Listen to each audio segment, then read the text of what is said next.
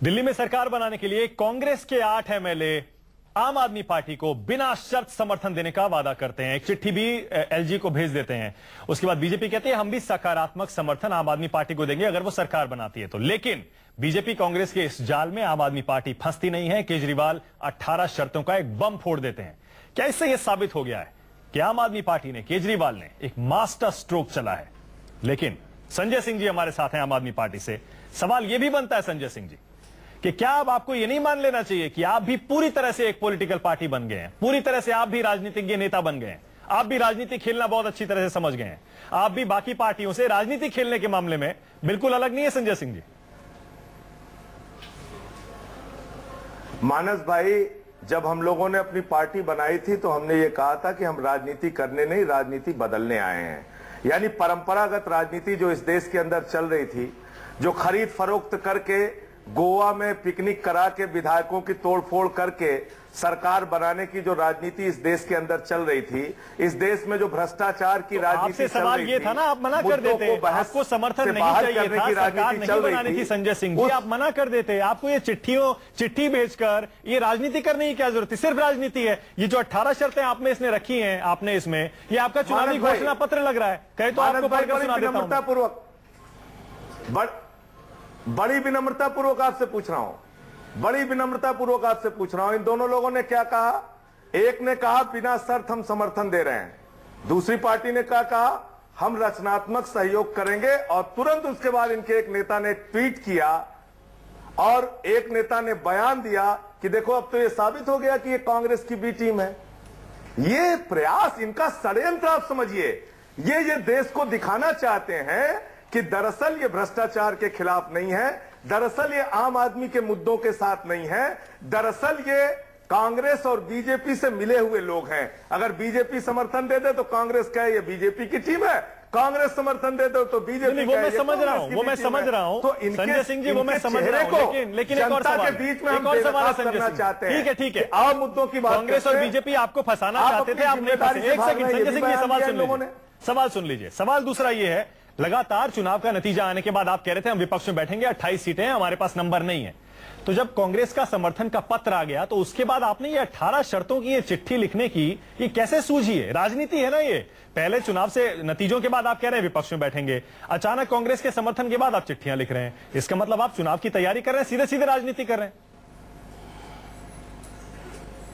नहीं, ये राजनीति कहां है? कांग्रेस और बीजेपी दोनों के स्टेटमेंट सुनिए। दिल्ली की जनता के हितों से इनको कोई लेना देना नहीं है। ये अपनी जिम्मेदारी से भाग रहे हैं। आम आदमी पार्टी अपनी दायित्व नहीं निभाना चाह रही है तो भैया हमें 36 आती तो हम अपने ये सारे दायित्व निभाते।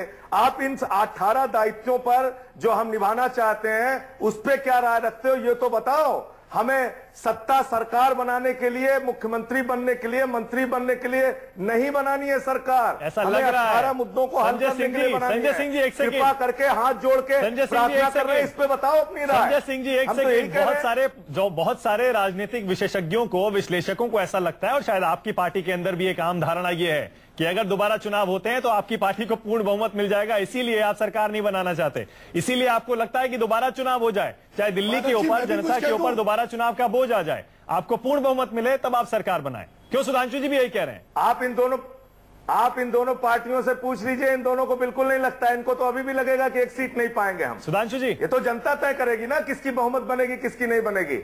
इन दोनों पार्टियों से पूछिए, अभी भी ये कहेंगे पानी के बुलबुले हैं, उड़ जाएंगे, गटर स्नाइप हैं, मौसमी कीड़े हैं। अभी आप देखिएगा, बोलिए सुधांशु जी, होगा फिर जुमले सुनिएगा। सुन ले। जनता को तो कुछ समझते ही नहीं आम आदमी को। ये लोग अहंकार भयंकर है। सुधांशु जी, अब देखिए मानिक जी, मैं सारी प्रश्न में सिर्फ 4 प्रश्न पूछना चाहता हूं, जिसका मैं चाहता हूं कि गंभीरता से जवाब देंगे, ये फिर दाएं बाएं के भाषण नहीं झाड़ेंगे। पहला, क्या ये सत्य नहीं है कि अभी जिस दिन चुनाव आए उसके अगले नतीजा है, उसके अगले दिन केजरीवाल जी ने ये कहा कि मैं अपने बच्चों की कसम खा के कहता हूं किसी को समर्थन नहीं मिलेगा, किसी को समर्थन नहीं देंगे, कोई कांग्रेस से, कोई भाजपा से किसी तरह का कोई गठबंधन नहीं होगा। कहा या नहीं कहा?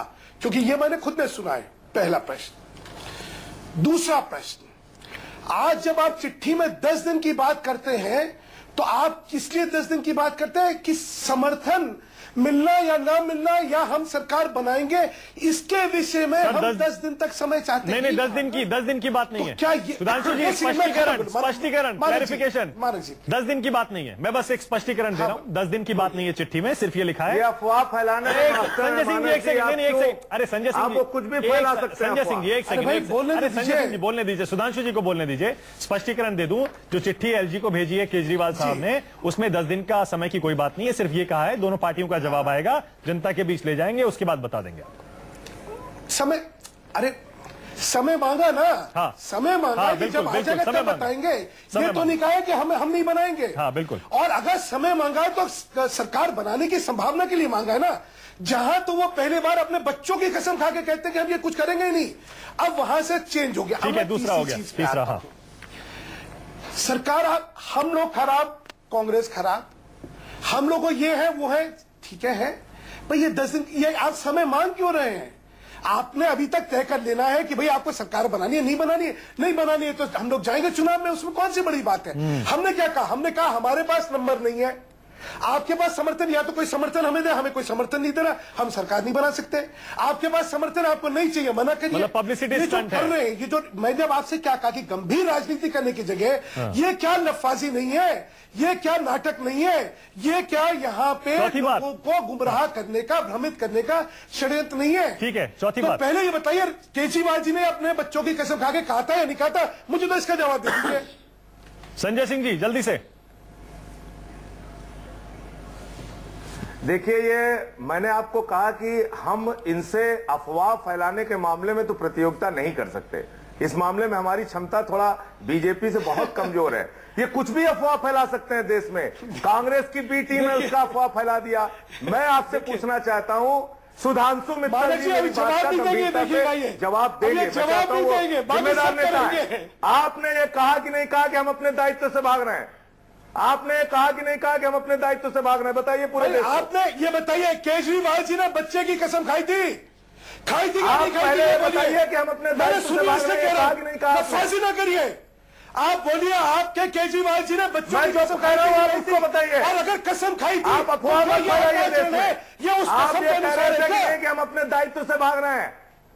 हम अपना दायित्व निभाना चाहते हैं। आप बताइए इन मुद्दों पे क्या राय है आपकी?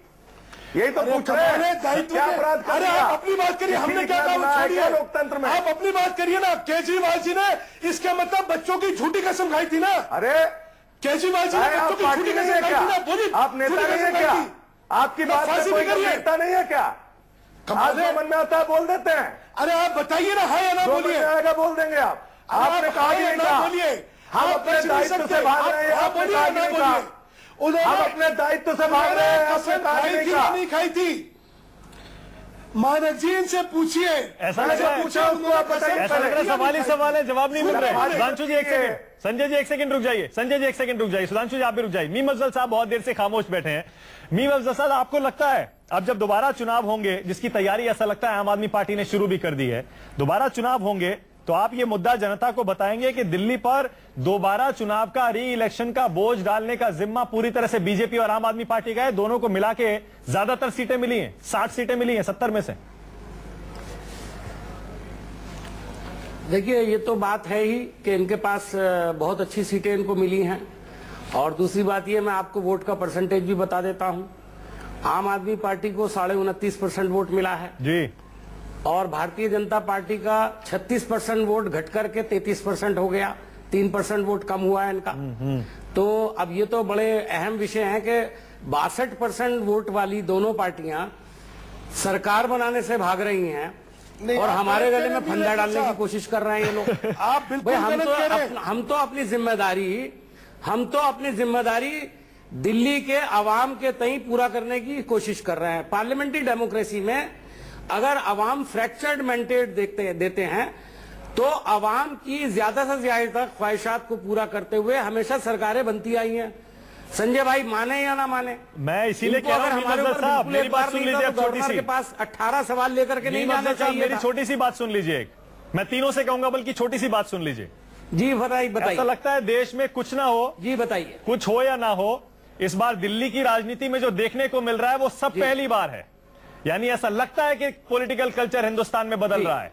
जो अरविंद केजरीवाल और आम आदमी पार्टी बदलाव लाने की बात कर रहे हैं वो तो दिखाई दे रहा है। इस बार पहली बार हम देख रहे हैं, हार के बावजूद, करारी हार के बावजूद कांग्रेस अनकंडीशनल सपोर्ट का लेटर दे रही है आम आदमी पार्टी को।